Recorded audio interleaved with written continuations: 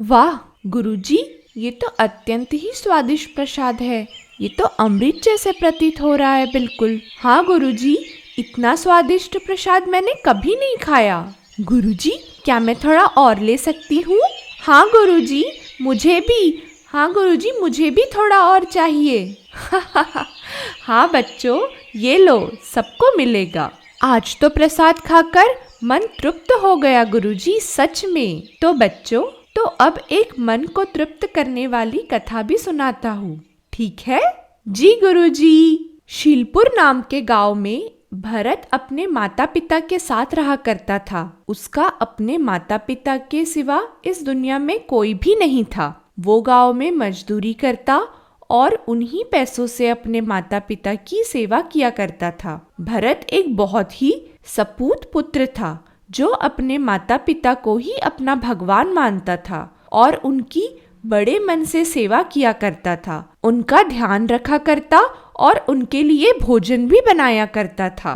भरत पुत्र, तुम्हारे हाथों में इतना स्वाद है कि पेट तो भर ही जाता है, किंतु मन भी तृप्त हो जाता है बेटा। हाँ पुत्र, तुम्हारे मन की सेवा का भाव तुम्हारे भोजन में अमृत बनकर घुल जाता है। ये मेरा सौभाग्य ही है कि मुझे आपकी सेवा का सौभाग्य प्राप्त हुआ है माताजी पिताजी। भरत गांव में मजदूरी करके ज्यादा पैसे नहीं कमा पाता था। उसे इच्छा थी कि वो अपने माता पिता को जीवन के हर सुख से अवगत कराए, किंतु उसे समझ नहीं आ रहा था कि उसे ऐसा क्या करना चाहिए। अरे भाई, यहाँ क्या हो रहा है? अरे भैया, तुम्हें नहीं पता? यहाँ एक महात्मा गुरुदेव का डेरा लगा हुआ है, जहाँ 24 घंटे भंडारे का आयोजन किया जाता है। गुरुदेव के डेरे से कोई भी मनुष्य खाली पेट नहीं जाता। वाह, ये तो कितनी सुंदर बात है ना भैया। हाँ, और कई सारे गांव वाले यहाँ सेवा भी करते हैं भोजन पकाने की। भरत को यह विचार बहुत ही सुंदर लगा। उसे भी इच्छा हुई कि वो भी इस डेरे में जाकर भोजन पकाए और सेवा करे। उसने डेरे में भोजन पकाने की सेवा ले ली। वो इतनी श्रद्धा भाव से भोजन बनाता कि सब लोग उंगलियां चाटते रह जाते थे। गुरुदेव का भंडारा अब भरत के भोजन के बिना पूरा ही नहीं होता था।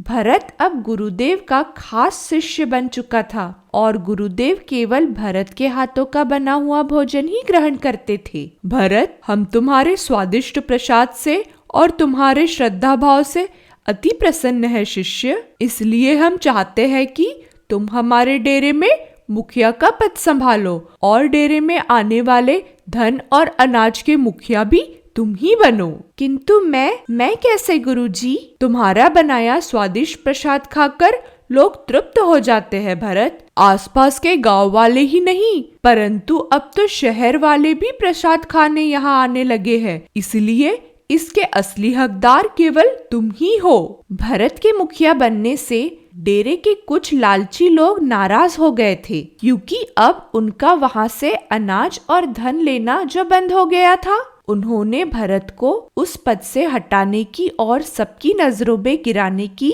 साजिश रच दी। हाँ, बड़ा आया मुखिया बनेगा। ये सब इसके भंडारे की प्रसाद के वजह से है, जो लोग मोहित हो जाते हैं और उंगलियां चाटते रहते हैं। हाँ भाई, अब इसके भंडारे के प्रसाद को ही दूषित कर देते हैं। जब सब गांव वाले बीमार पड़ जाएंगे ना, तब भरत को इस पद से हटाना ही पड़ेगा। हे ईश्वर, ये भंडारे का प्रसाद मैंने अपने भगवान स्वरूप माता पिता के लिए और सारे गांव वालों के लिए बनाया है। आपसे विनती है कि आप स्वयं उसे चखे और इस भोजन को अमृत प्रदान करे। ये क्या बड़बड़ा रहा है इतनी देर से? अरे भाई, तुम्हें नहीं पता? भरत रोज अपने माता पिता को भगवान मानकर भोजन बनाता है और ईश्वर से उसे चखने को भी कहता है, और वही स्वादिष्ट भोजन वो अपने माता पिता और बाकी सब लोगों को परोसता है।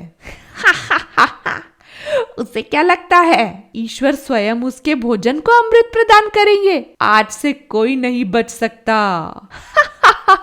रसिक और लाला को जैसे ही मौका मिला, उन्होंने प्रसाद को दूषित कर दिया और प्रसाद को बाहर सब लोगों के सामने परोसने के लिए ले आए। माँ, पिताजी, सदैव की तरह आप प्रसाद ग्रहण करें और मुझे आशीर्वाद दे। भरत अपने माता पिता को भोजन परोसता है। मेरा ये आशीर्वाद है पुत्र, तुम्हारा ये प्रसाद युगों युगों तक याद रखा जाएगा। भरत ने सारे गांव वालों को भोजन परोसा और सबने उंगलियां चाटते हुए प्रसाद को ग्रहण किया। और वहाँ रसिक और लाला असमंजस में थे कि प्रसाद से कोई बीमार क्यों नहीं पड़ रहा था। उनकी ये दशा देखकर गुरुदेव उन दोनों के पास आते हैं और कहते हैं, सच्चे मन से और श्रद्धा भाव से बनाया हुआ भंडारा का प्रसाद अमृत समान होता है, उसे कोई भी दूषित नहीं कर सकता। और यदि अब भी अकल ना आई हो तो तनिक भरत के माता पिता की तरफ देख लो,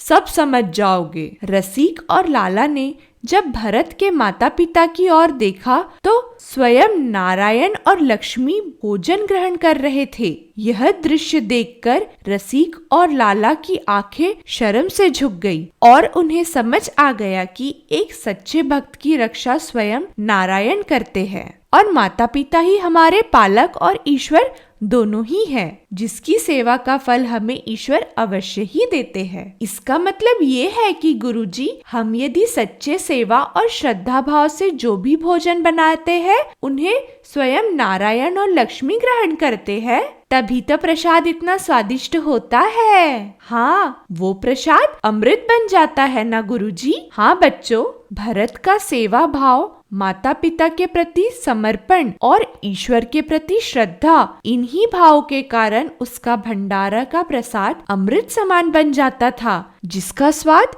युगों युगों तक भुलाया नहीं सकता। ऐसी ही और कहानियाँ देखने के लिए हमारे चैनल को सब्सक्राइब करें, लाइक करें और अपने फ्रेंड्स और फैमिली के साथ शेयर करें। मिलते हैं अगली और एक अच्छी कहानी के साथ। तब तक के लिए नमस्कार।